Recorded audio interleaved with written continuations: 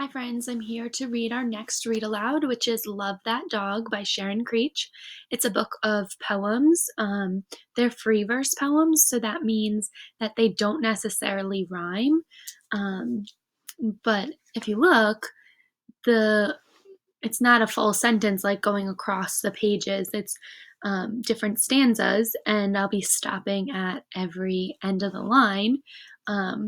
As like a little bit of a pause because that's how you read poems. So let's get started. Jack. Room 105, Miss Stretchberry. September 13th. I don't want to because boys don't write poetry. Girls do. September 21st, so a week later. I tried. Can't do it. Brain's empty. September 27th. I don't understand the poem about the red wheelbarrow and the white chickens, and why so much depends upon them. If that is a poem about the red wheelbarrow and the white chickens, then any words can be a poem. You've just got to make short lines. So poems can be short lines, and you'll be experimenting with that this week. October 4th. Do you promise not to read it out loud? Do you promise not to put it on the board? Okay, here it is. I don't like it. So much depends upon a blue car splattered with mud speeding down the road. Now, he wrote that poem. Jack wrote that poem right here. October 10th. What do you mean? Why does so much depend upon a blue car? You didn't say before that I had to tell why. The wheelbarrow guy didn't tell why. October 17th. What was up with the Snowy Woods poem you read today? Why doesn't the person just keep going if he's got so many miles to go before he sleeps? And why do I have to tell more about the blue car splattered with mud speeding down the road? I don't want to write about the blue car that had miles to go before it slept. So many miles to go in such a hurry. October 24th. I'm sorry to say, I did not really understand the Tiger Tiger Burning Bright poem, but at least it sounded good in my ears. Here is the blue car with tiger sounds. Blue car, shining bright in the darkness of the night. Who could see you speeding by like a comet in the sky? I could see you in the night. Blue car, shining bright. I could see you speeding by like a comet in the sky. Some of the tiger sounds are still in my ears, like drum beat, beat, beating. October 31st. Yes, you can put the two blue car poems on the board, but only if you don't put my name on them. November 6th. They look nice, typed up like that, on blue paper, on a yellow board. But still don't tell anyone who wrote them, okay? And what does anonymous mean? Is it good? Do you know what anonymous means? Anonymous means it's a poem written by somebody who doesn't want their name there, or a story written by somebody who doesn't want their name. November 9th. I don't have any pets, so I can't write about one. And especially, I can't write a poem about one. November 15th. Yes, I used to have a pet. I don't want to write about it. You're going to ask me? Why not, right? November 22nd. Pretend I still have that pet? Can't I make up a pet? A different one? Like a tiger? Or a hamster? A goldfish? A turtle? Snail? Worm? Flea? November 29th.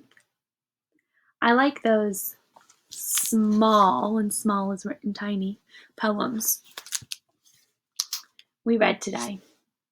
When they're small, like that, you can read a whole bunch in a short time.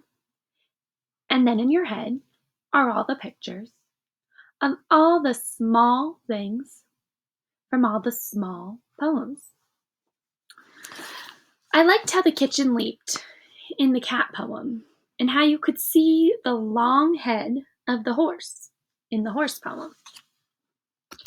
And especially, I liked the dog in the dog poem, because that's just how my yellow dog used to lie down, with his tongue all limp and his chin between his paws, and how he'd sometimes chomp at a fly and then sleep in his loose skin, just like that poet, Miss Valerie Worth, says in her small dog poem.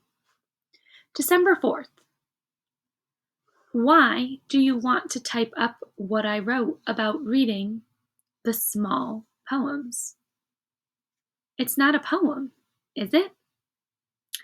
I guess you can put it on the board if you want to, but don't put my name on it in case other people think it's not a poem. December 13th. I guess it does look like a poem when you see it typed up like that. But I think maybe it would look better if there was more space between the lines, like how I wrote it the first time. And I like the picture of the yellow dog you put beside it. But that's not how my yellow dog looked. January 10th. I really did not get the pasture poem you read today. I mean, somebody's going out to the pasture to clean the spring and to get the little tottery calf. While he's out there, and he isn't going to be gone long, and he wants you, who is you, to come too. I mean, really. And you said that Mr. Robert Frost, who wrote about the pasture, was also the one who wrote about those snowy woods and the miles to go before he sleeps. Well, I think Mr. Frost has a little too much time on his hands.